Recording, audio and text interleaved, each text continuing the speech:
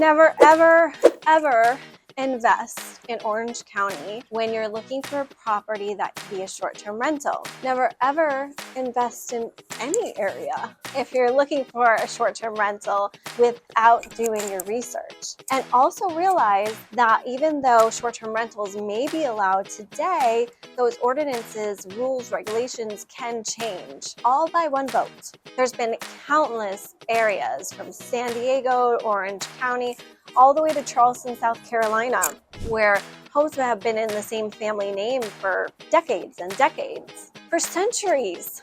And then one day, poof. And some even have rules where if, let's say, the current homeowner passes away and they will it to their heir, it doesn't mean you can do a short-term rental, or the permit that you have may not transfer. Can you believe that? Hi, I'm Kellie Martinez, your Orange County insider. Welcome back to my channel and welcome to the OC. This video is all about anybody who's interested in investing in or renting out a property in Orange County, aka short-term rentals, aka STR. We will discuss regulations, where to go to check regulations, how to know if they're allowed, potential consequences of non-compliance, and much more. So let's get started. What are short-term rentals?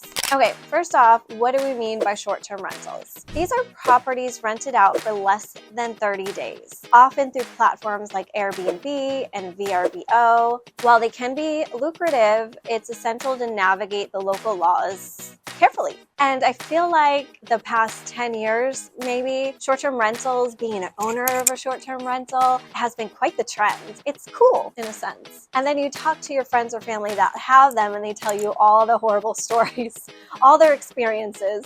So before I get into the nitty-gritty, if you are considering it, check in with people that you may know, and even you can go online, experiences being a short-term rental owner. And you might learn some lessons there too, if you don't get spooked altogether.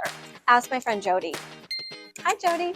In Orange County, regulations on short-term rentals vary city by city. Here are 5 cities where short-term rentals are generally allowed and 5 where they face significant restrictions. 5 allowed cities: Anaheim, Irvine with specific regulations, Newport Beach with strict regulations, Huntington Beach, Costa Mesa, who has now implied a very strict guideline in the last year. See, one day you're in, one day you're out. Okay, significantly restricted: Laguna Beach, San Clemente, Dana Point, Santa Ana, Fullerton, limit supply. All right, in Costa Mesa, like I mentioned, short-term rentals are allowed, but come with some strict guidelines. I believe the latest that I heard was 30 days or longer. Property owners must obtain a short-term rental permit, adhere to zoning requirements, and follow restrictions on rental durations.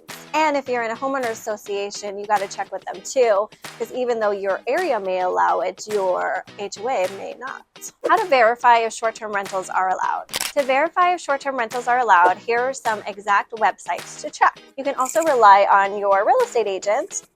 These sites provide the latest regulations and application processes for the permits. And one question asked when you do get those permits is if they're transferable to the next owner should you sell. Consequences.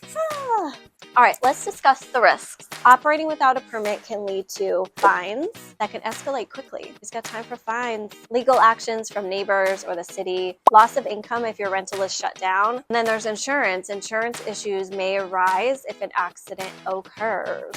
If you're allowed to operate, where should you advertise? Here are some of the best platforms. First, you have Airbnb, VRBO, Vacation Rental by Owner, Booking.com, HomeAway, and Facebook Marketplace works in some markets too. I think back to the year 2000, I was part of a property management company and resale. Like, there wasn't all of these avenues to market. VRBO was a really big website way back then, and they still continue to take the lead. One thing with these different avenues to check into is some have fees. So it's like, okay, Orange County, short-term rental, I want to stay here. And then the taxes, because California requires you to charge taxes.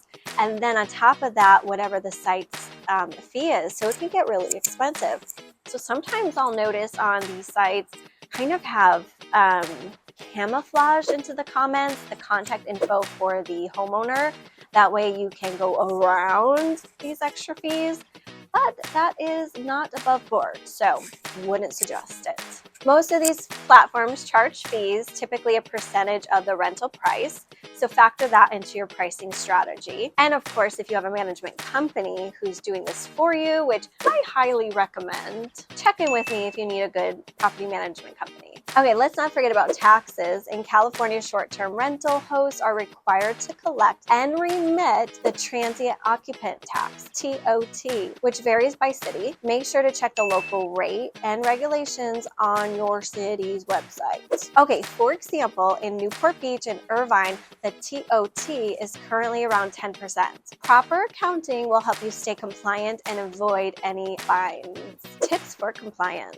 Okay, to stay compliant, apply for a permit, follow your city's application process closely, stay informed because things change all the time. Regulations can change, so keep up with the local news. And engage with neighbors. Good relationships with your neighbors can help avoid complaints. In summary, while short-term rentals in Orange County can be a great investment opportunity, knowing the rules is essential. Always do your homework and reach out to local authorities for guidance.